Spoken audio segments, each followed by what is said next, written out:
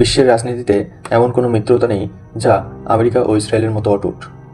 1948 থেকে বর্তমান 7 দশকেরও বেশি সময় ধরে আমেরিকা প্রতি বছর বিলিয়ন বিলিয়ন ডলার ঢালছে এই ছোট রাষ্ট্রটিতে।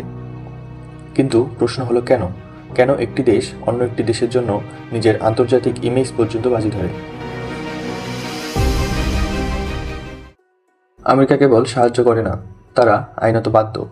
মার্কিন কংগ্রেসে একটি নীতি আছে যার নাম কোয়ালিটেটিভ মিলিটারি এইডস, যার অর্থ হলো আমেরিকা নিশ্চিত করবে যে ইসরায়েলের সামরিক প্রযুক্তি যেন তাদের আশেপাশের সব আরব দেশের চেয়ে সবসময় কয়েক ধাপ এগিয়ে থাকে।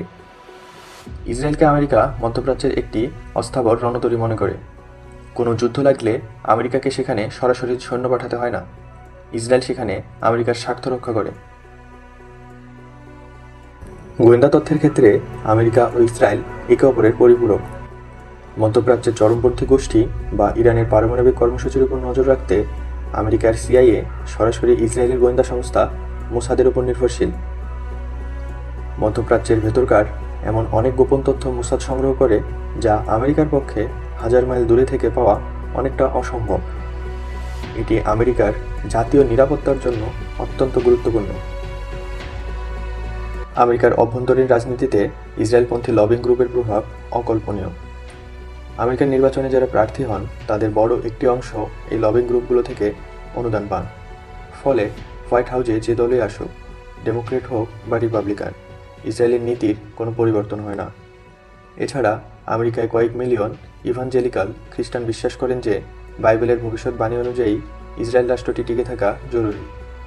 এই বিশাল ভোট ব্যাংক কোনো প্রেসিডেন্টই হারাতে চান না। মধ্যপ্রাচ্য হল বিশ্বের জ্বালানি এবং বাণিজ্যের প্রাণকেন্দ্র। যদি আমেরিকা ইসরায়েলকে সমর্থন না করে তবে সেখানে রাশিয়া বা চীনের প্রভাব দ্রুত বেড়ে যাবে। সিরিয়া বা ইরানে রাশিয়ার যে শক্তিশালী অবস্থান রয়েছে তাকে ভারসাম্যপূর্ণ রাখতে ইসরায়েলি আমেরিকার একমাত্র বিশ্বস্ত ঢাল। আপনি যদি একটি ল্যাপটপ বা স্মার্টফোন ব্যবহার করেন তবে তার ভেতরের অনেক প্রযুক্তিরই জন্ম ইসরায়েলে। বিশ্বের সিলিকন ভ্যালির বাইরে ইসরায়েল হলো দ্বিতীয় বৃহত্তম টেক হাব। আমেরিকার শীর্ষ টেক কোম্পানিগুলোর বিলিয়ন বিলিয়ন ডলারের বিনিয়োগ এবং রিসার্চ সেন্টার রয়েছে সেখানে। সাইবার সিকিউরিটি, সফটওয়্যার থেকে শুরু করে উন্নত সেমিকন্ডাক্টর, সবখানেই এই দুই দেশের স্বার্থ জড়িয়ে আছে।